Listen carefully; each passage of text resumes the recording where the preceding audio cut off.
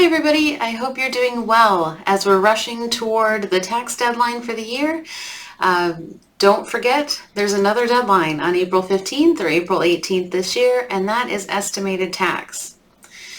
We have in the US a pay-as-you-go tax system. We're supposed to be paying in our taxes throughout the year as we earn income. When you're a wage earner, that's easy because it's being taken care of by your employer throughout the year. But if you have investments or if you're a business owner, that can be challenging. The goal is to try to owe less than $1,000 at tax time. There is a safe harbor particularly if your income is going to go up, as long as you've paid in at least 100% of the prior year's tax, there won't be a penalty when you owe more than that $1,000 at tax time next year. So one strategy for calculating estimated payments is just to take what your tax bill was for the prior year and divide that by the 4 estimated payments and go with that. You may still owe at tax time, you may be getting a refund at tax time.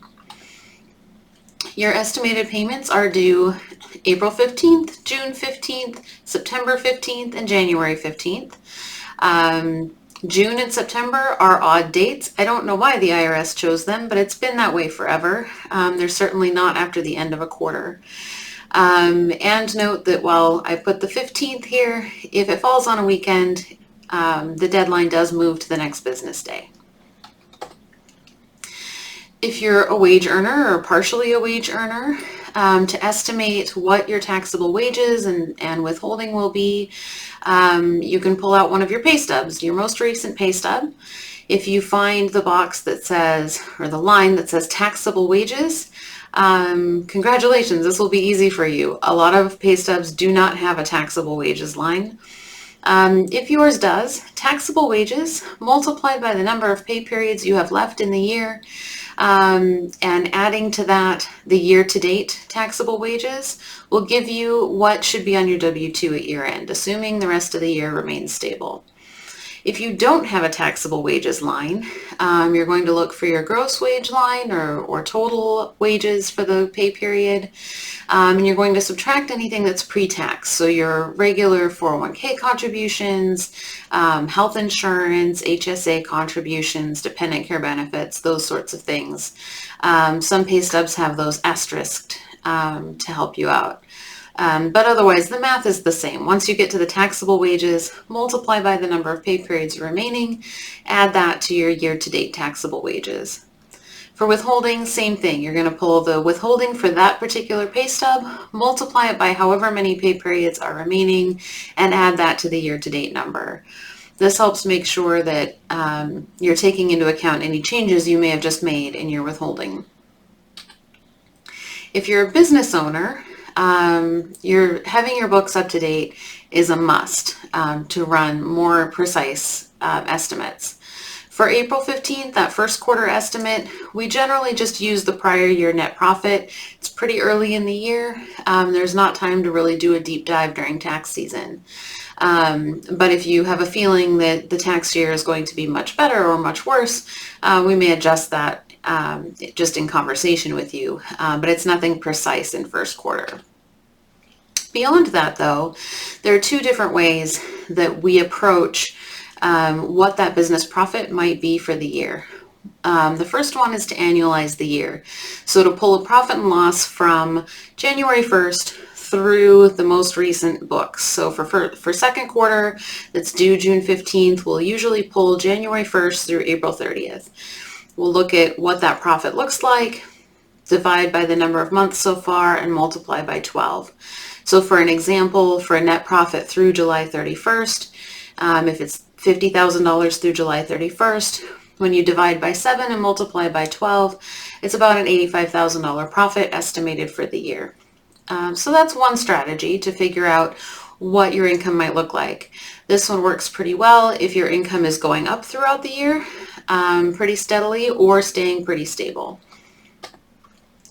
Another method we like to use is the rolling 12 months method. So we just take the most recent books and go back 12 months. So for June 15th, we might use May 1st of the prior year through April 30th of this year and just see what that 12 months looks like.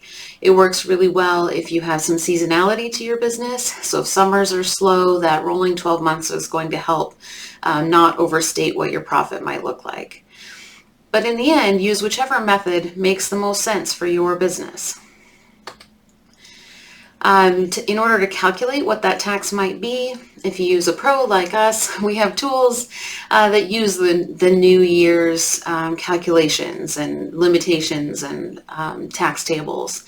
If you are a do-it-yourselfer, you can create a test return in something like TurboTax or any of those tax softwares.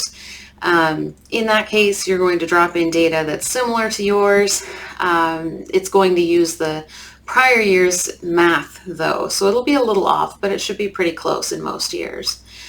And when you get down to what that tax looks like for the rest of the year, we take that remaining tax due and divide by the number of payments left. So if we're calculating a June 15th estimated payment, we'll look at the total tax and divide by 3 because you'll still be making June, September, and January. And then if income goes up, then maybe in September, we might be projecting a higher estimated payment for both September and January. Just continue to update from there. In the end, though, the important thing is that it is just an estimate. No matter how good the planning is, how careful the planning is, there can still always be an investment 1099 or a last burst of revenue the end of December or any number of things. And we tend to estimate conservatively. So we err on the side of perhaps paying in a little bit too much, especially if there are some big decisions to make around deducting a vehicle or something. And the worst case, if you end up with a refund, we have that applied into the new year, into the following new year, and reduce your next estimated payment. But it is all just an estimate. Just do the best that we can and try to get into that space where you owe less than $1,000 if possible. Let us know if you have any questions. If you have any recommendations for what we should tackle next, please let me know.